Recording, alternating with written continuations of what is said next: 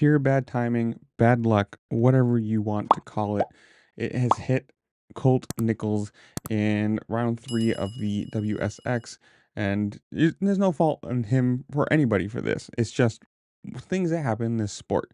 If you watch the video, right in front of him, Dean Wilson goes down, and what probably could have been perfectly fine. He could have jumped over the bike and not hit anything.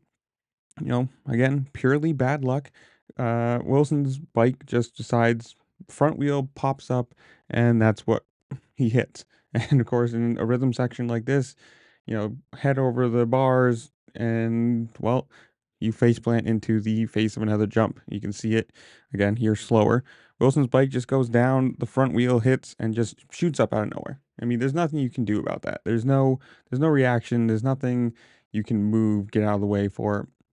Clips his back wheel and just sends him face first into the ground. So, as far as I've read, he's gone to Royal Perth Hospital to be assessed, and there's no update as far as I know. As far as I've seen, something like that's probably collarbone injury, shoulder injury, which is sad, sucks, but it's one of those random occurrences that happens in the sport. Like, there's nothing you can do about it. There's no fault on either side.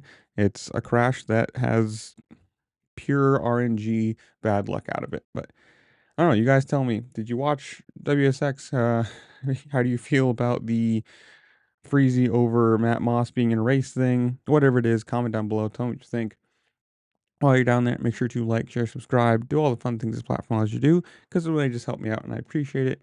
And with that, I'll see you later. Peace.